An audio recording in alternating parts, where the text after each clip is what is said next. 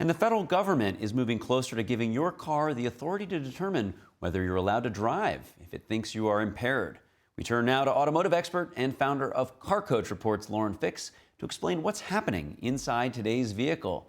Lauren, it's good to see you. Thanks for joining us. What is this so-called kill switch technology that we're hearing about? Believe it or not, it was passed under the Biden administration under the infrastructure bill in 2021. And if you want to do the research, it's section 24220.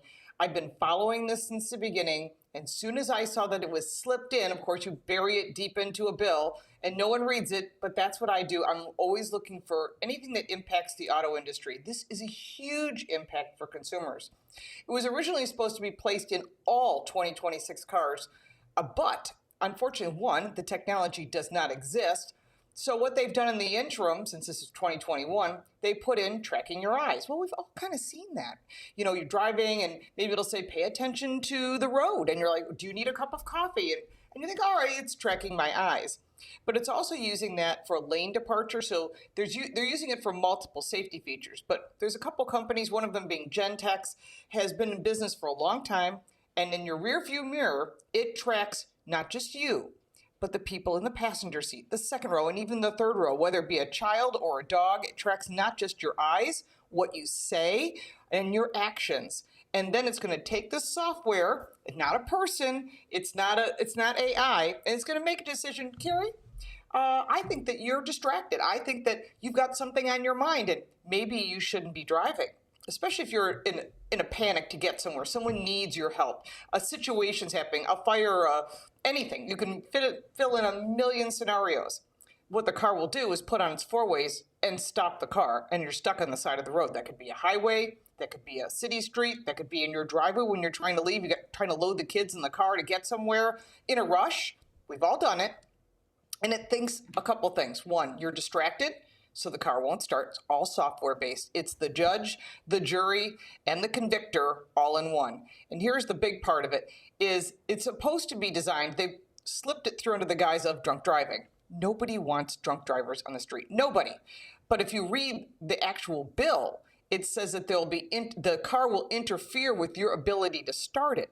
And this is where I get really upset about this. My story has been viral all over the world. People are starting to be aware that when you build a car, this is going to be in all cars. And the technology is initially supposed to be on the start-stop button. You put your finger on it. It says, oh, you've got alcohol in your system. It won't function. Well, that technology doesn't exist. There are 31 other technologies that are used for people that have drunk driving issues. The courts put them in place. The person who is convicted will pay for those fees. But that's different now. Now they're saying that everybody's guilty until the car decides you're innocent. And think about the fact that you're trying to get somewhere. Your mother needs your help. A friend needs your help. There's a fire. Pick a million scenarios. And you try to start the car. And maybe you took your nail polish off if you wear nail polish, or maybe you were taking paint off a paintbrush, any of those type of chemicals, or maybe you just use mouthwash. There's a lot of alcohol in mouthwash, or some of the perfumes have a lot of alcohol in it. It will sense that and your car won't start. Here's the big part. Now the car stopped or won't start, how do you get out of what I call kill switch jail? So now you're there. You're not going to call the brand and say, hey, whatever car brand you have, help me. They have no control. It's software-based. You're not going to call the police department. You can't call the dealer. And the problem is there is nothing written in the law, whether it be from the National Highway Traffic Safety or the Department of Transportation, which is run by Sean Duffy, and I'm trying to get this to him because he needs to be aware. We have no rules for this, and there's no way to get out of it. And it's not like you can just pick up the phone and say, hey, I'm fine. I was taking paint off a paintbrush. I need to get somewhere in a rush. Doesn't work that way. There's a certain period of time, undetermined by each brand, by each model, when the vehicle will reset and you'll be able to try again. That to me is a nightmare. It also is against the Constitution, and it's about control, because once they have it, imagine you didn't pay your IRS says you didn't pay your taxes, and you're saying, sure I did. Well, too bad, your car won't start.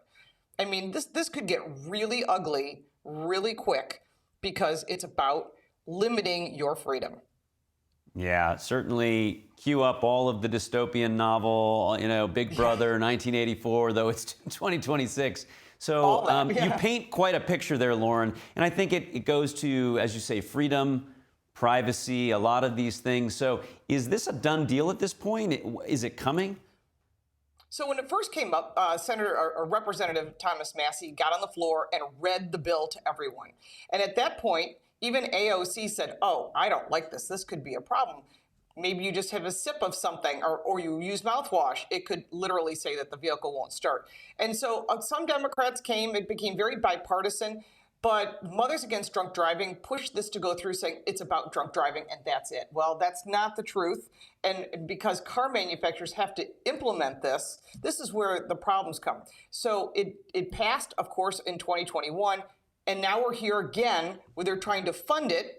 And Thomas Massey got up again and put up a bill to defund that line item specifically. Also supported by Steve Perry and Tim Burchett, who spoke out about it, not just online, but on the floor. And guess what? More Republicans went and voted for this. So this is bipartisan support for control of your vehicle.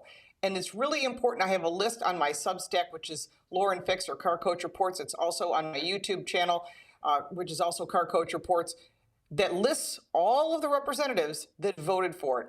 And this is where we, as people that voted them in, need to say, hey, hold on a minute.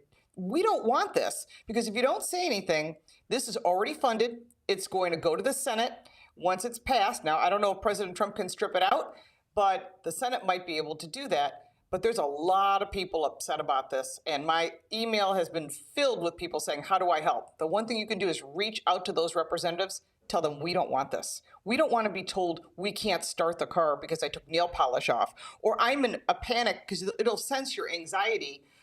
Or you're driving down the road and you dodge around a squirrel. We've all done that. You know, you don't want to kill the squirrel, but then you're driving down the road and maybe somebody's over the center line because they're on their phone, so you move out of the way. All those inputs are going to be decided by software that's going to say, I think you're driving erratically. I think you're under the influence of something, with no proof, no conversation, just the software making a decision. Be careful what we ask for, because now it's here.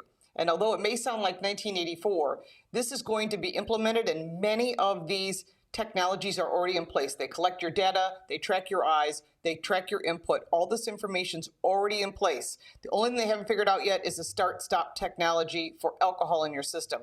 But once that's figured out, we're going to have a big problem. Lauren, this kind of reminds me of the Twitter files, when we saw how in an emergency the government started leaning on industry to comply with things that they wanted them to do, such as censor speech. In this case, we're talking about the ability to have freedom of movement for an automobile that you've paid for.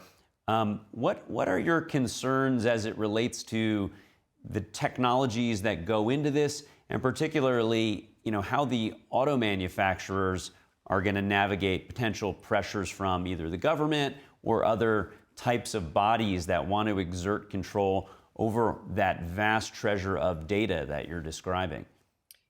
Well, you are spot on, because where it starts is, well, it's just to help people that are driving under the influence or under the influence of something.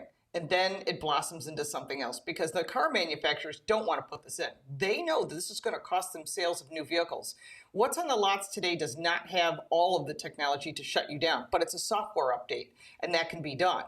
A lot of the cars that are available today have all kinds of eye tracking. They can sense if your hands are on the steering wheel. They listen in your vehicle for what's going on. So does your phone, by the way. So there's a lot of information, a lot of data being collected.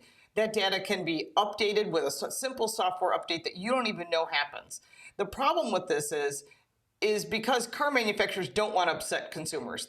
Sales are down, and the last thing they need is less sales. It will cause the used car market to get more expensive. But on top of that, with the government putting their finger on this, the next administration could say, I don't want people, like the Twitter files, I don't want people driving.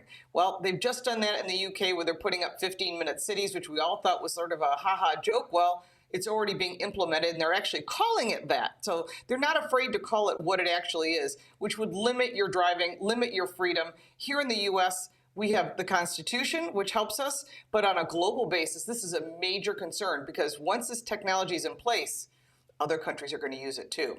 I am sure the EU will use it. I am sure China will use it. And I am sure other countries will start implementing it because they realize it's a way to control the people, much like how Twitter and X did. And this is really serious. I mean, we need to get in front of this now and not wait for it to be, oh, it's already in cars. All right, they lose a few sales.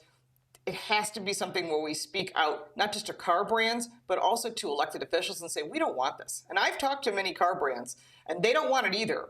But when they're forced to do it because it is a law that was put in through the infrastructure bill, the only way out of this now is they have to defund that item, strip it from the bill, and then it has to pass the Senate, and then the president, of course, would sign it. That's this president, but we don't know what the next president could do. Well, there's so much to look out for here, Lauren. Really appreciate you raising a big flag on this, and anything that really infringes on user privacy and freedoms. Certainly we're seeing a convergence, what used to just be for your computer, now very much in how you just get from point A to point B. Lauren Fix, automotive expert, journalist with Car Coach Reports. Thank you. Thank you. If you like this video, give it a like and subscribe for more videos like this, and check out our car review channel, Car Smarts. You can support me by buying me a cup of coffee, and if you want even more content, check out the links in the description. I'm Lauren Fix. Thank you so much for watching.